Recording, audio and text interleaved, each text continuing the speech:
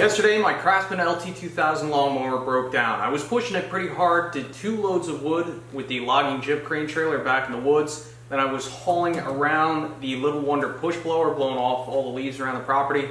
And then, after I blew off all the leaves, I started to cut the lawn. And in the middle of cutting, the lawnmower just stalled. It died out of nowhere. So in today's video, we're gonna try and see if we can fix it and determine what's wrong with the mower. So for a small engine, you need 3 basic things, well, mainly 3 basic things for that engine to run. You need fuel, you need properly timed spark, and you need compression. So the fuel tank has a half tank. I know you can't see it, but there is fuel in the tank. Now that doesn't necessarily mean that it's getting to the engine, but let's try turning over the engine and see what it sounds like. So it almost sounds like it wants to fire. See, it's trying a little bit, so to me it sounds like we're getting some spark. It's possible that we could have a valve issue. So let's take the engine cover off here and let's start diving into this. So I'd say the first thing we're going to do here is pop off this air filter housing cover, remove the air filter. Put these off to the side, and the first thing I'm going to do is I'm just going to spray a little bit of starting fluid down into this intake tube. Now if the engine fires, that'll tell us that we do have spark and compression, and we likely have some type of fuel or carburetor issue. However, if the engine does not start, that likely means that our fuel system is probably okay. We have an issue with the spark or the timing or the valves or a lack of compression, or there could be some type of other electronic safety switch that has failed. But I think that's unlikely because the engine was trying to turn over a little bit.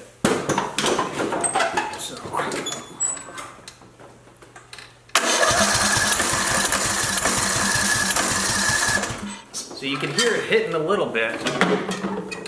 So I think we're getting decent spark, but let's go ahead, let's remove that spark plug. Let's see if we're getting good spark. I will say that spark plug actually felt a little bit loose. Let's see what it looks like here. Looks pretty dry. Let's clip it back in and see if we can get a good spark out of this plug and ground it out. So we are getting pretty good spark. So I don't think our spark is the issue. It's possible that there could be an issue with the valves, but I have a compression tester and I would like to go ahead and see what kind of compression we're getting out of this engine before I start taking that cover off. Alright, let's see what kind of compression we get. That's pretty low. Let me reset it. And we're only getting to 30. I would like to see it above 40. So after a little bit of Googling, this may be okay compression.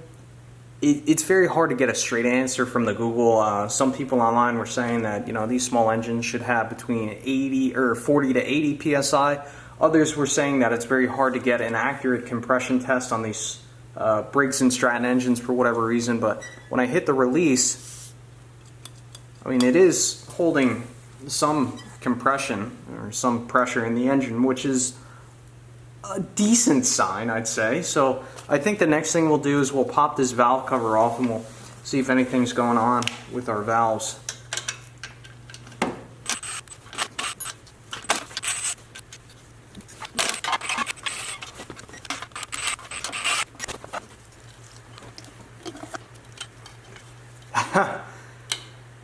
I think there's our problem.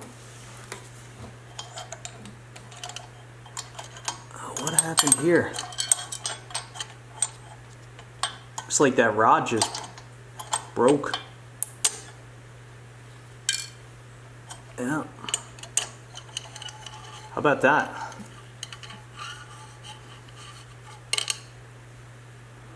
No wonder why she wouldn't start. Alright, so I'll have to get a new rod. Now, to ensure I get the proper replacement part, I need to get the engine information, and that's actually on this valve cover right here, and it's very difficult to see, so I'm going to try and use a wire brush, scrape some of this stuff off here. Still having a hard time making out that information, so maybe we'll try some fine sandpaper. Oh yeah, that's the ticket. So believe it or not, one of the most utilized tools in my shop is this label maker. And this is a perfect example right here. So the bottom of this valve cover, it took a little while for me to get this to where it's legible. Now that I can see what the model number of this engine is, I'll type that information into my label maker, print out a label, and then I'll post that in a conspicuous area. That way, if I ever need to reference the engine model and information, I can just look at that label and I don't have to go through the hassle of shining up this valve cover. So I'm going to do my return at TJ Maxx and use my gift card, our gift card on Soda Card. Hi friends. And then I'll come home and make lunch.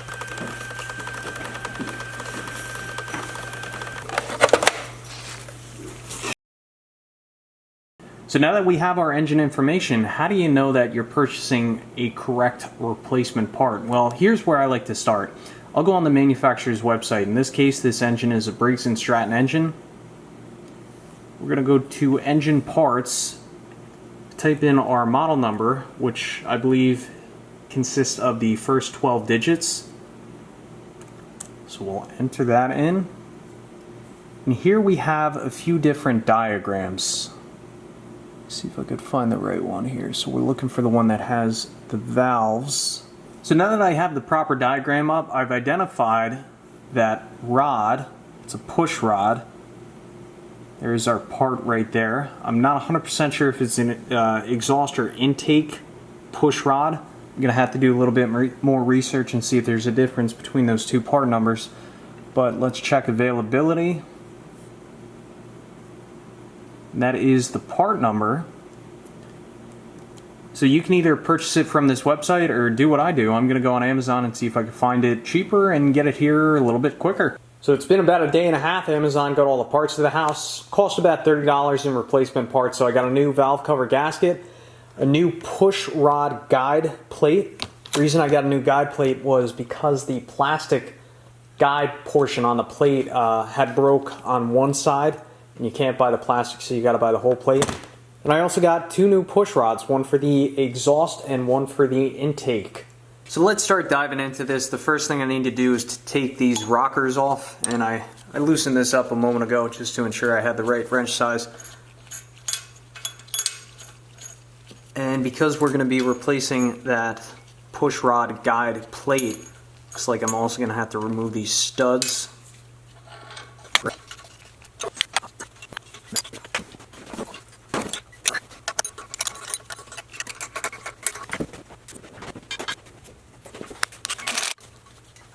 How about that? Look at that push rod. I was playing around with it a little bit, but it's completely sheared.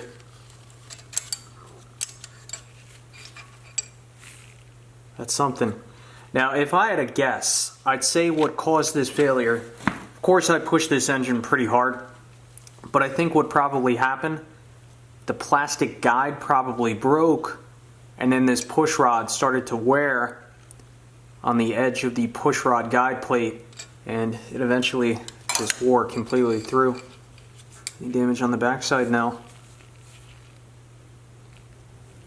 So I would say there's definitely some shavings in this engine, but I think I can get a little bit more life out of it. Alright, now it's time to replace the push rod. So the upper push rod has a bit of a ball on the end of it. And I'm matching that with the new push rod, and this matches push rod 692011. So we're going to swap these out. Really nothing wrong with this upper push rod, but I think they were sold in a kit, so I figured I'd get the kit. Now this lower push rod, the end isn't as much of a ball, it's more of kind of like a rounded over edge. The part number for the lower push rod is 692003. Let's go ahead and swap that out. Another important tip here, when you're reinstalling these push rods, get yourself a flashlight, look down in the engine and make sure you're putting the push rod into its receiver. So I'm looking at this, and where these studs get screwed into the block, there's a little bit of corrosion going. Well, it's more than a little bit of corrosion. You can see all this white corrosion. I'm gonna spray this off with a little bit of penetrating oil.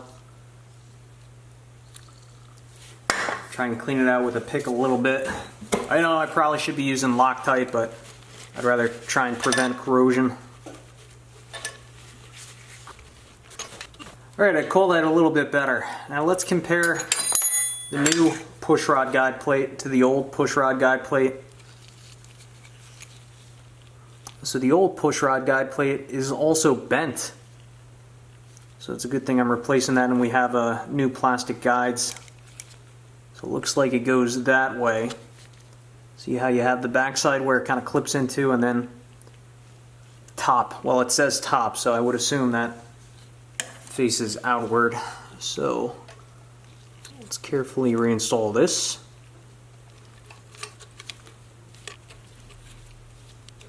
Two 10mm studs. No idea what the torque spec is.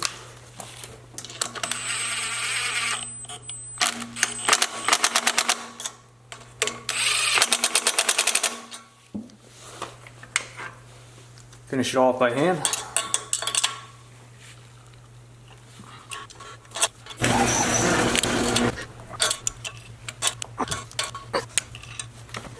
And I guess we'll pack this with a paper towel and start scraping this gasket.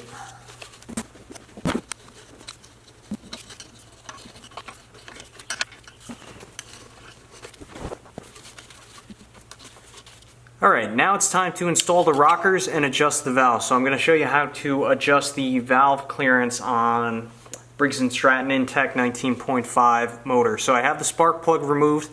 Utilizing an extra push rod that I have, I'm going to stick this in the spark plug hole, and I'm going to rotate the engine clockwise until we reach top dead center, which top dead center should be when this rod is extended out all the way.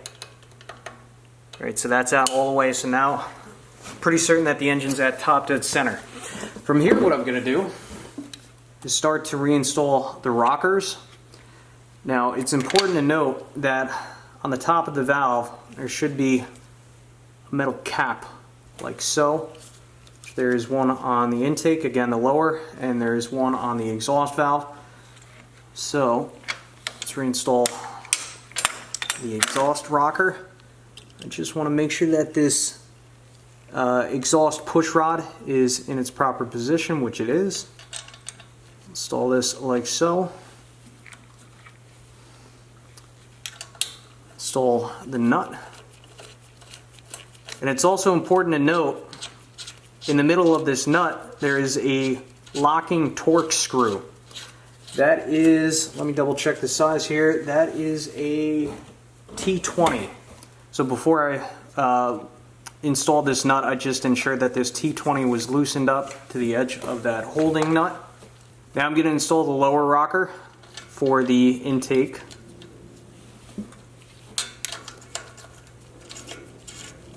Install the nut.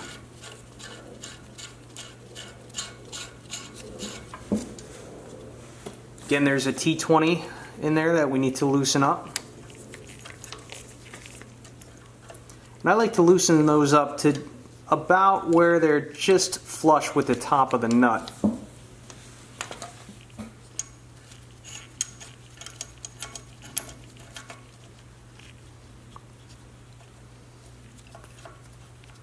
Okay. So now what we're going to do, in between the rocker and that cap for the intake valve, we're going to utilize a 4th thou feeler gauge, and we're going to insert this in between that cap and the rocker. May have to loosen this nut a little bit. But on the intake valve, we want 4th thou clearance, and on the exhaust valve we're shooting for 6th thou of clearance. So I'm just going to make this nut a little bit tight, and it probably is better to do this when the engine's hot. However, because I'm repairing one of the push rods, that's just not going to happen. So because I know that is set at 4th thou, what I'm going to do is take my T20 Torx, and we are going to screw down this T20, and that should prevent this nut from backing off. So I'm going to use a box wrench just to hold this in place. That feels tight. Double check with our feeler gauge one more time. And the intake is set at 4th thou. So now we'll do the exhaust. So same thing with the exhaust. I'm going to take this feeler gauge, 6th thou, put it in between the rocker and that cap on the end of the valve. We'll tighten this nut. We'll take our T20, tighten up the Torx inside this nut, hold it in place. I'm using a 5/8 inch box wrench. Get that good and tight. Loctite probably would not be a bad idea, but then again, these valves should be adjusted approximately once a year. We'll double check it one more time with our feeler gauge. Feels good and tight at 6th thou. And then I'm just going to rotate the engine manually just to ensure that everything's functioning properly. Which looks good. Beautiful. I'm confident that those valves are properly adjusted now. Alright, it is time to reinstall the valve cover. I have a new valve cover gasket, and in case you're curious why I'm using through bolts, well, this housing originally was threaded, but at some point myself or one of the previous owners over torqued these bolts and got stripped out. I suppose I could drill these out and retap them, but I'm just going to use what I have because it's been working. It's just a little bit of a pain whenever you want to take the valve cover off. Hopefully we won't have to do this again for a while. The inside is nice and clean. It's just a little bit dirty on the outside. Not that anybody cares. Enough yabbering on. Let's get this reinstalled. Get to the point.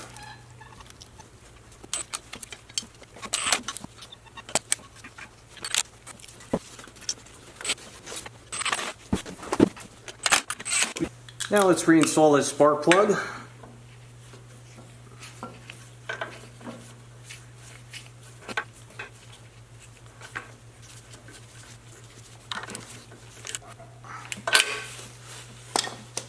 Little battery terminal cleaner.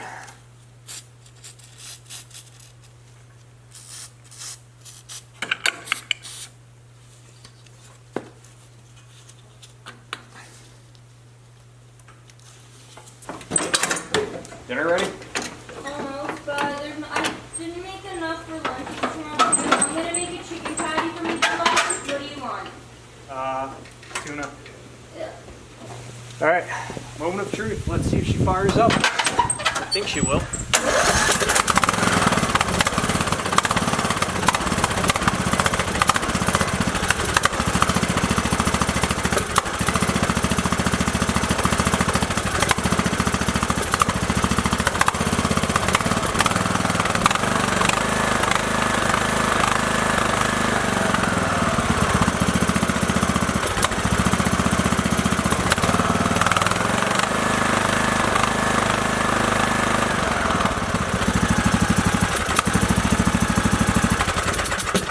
Beautiful. There we are, 2 days later, about $30 in parts, and we're back up and running. Now, moral of the story, if your mower happens to quit on you for any reason at any point in time, don't immediately panic. Most oftentimes, there's a logical explanation as for why your mower died. I'd imagine worst case scenario, it overheats, you blow the head gasket, and you warp the head to the point where it's not practical to have it machined down, and you got to throw a new engine on it. I mean, you can buy cheap aftermarket engines, but as long as you keep up with regular maintenance, change that oil, I mean, these things should last for quite some time. Just a final note here. If you happen to be mowing and you hit something like a stump, a rock, and it shuts your mower off immediately and the mower doesn't want to restart, a possibility could be you may have sheared the key on the flywheel. So why your engine may not run at that point is because the timing for the spark is off, and this is something I came across in doing my own research. But yeah, again, on the flywheel, there's a little keyway, and it's designed to shear if you hit something. That way you don't completely destroy your engine, you just shear that flywheel, throws the timing off, and that could be a reason why your engine's not running. So yeah, that's it for today's video. Thanks for watching. Catch you on the next one.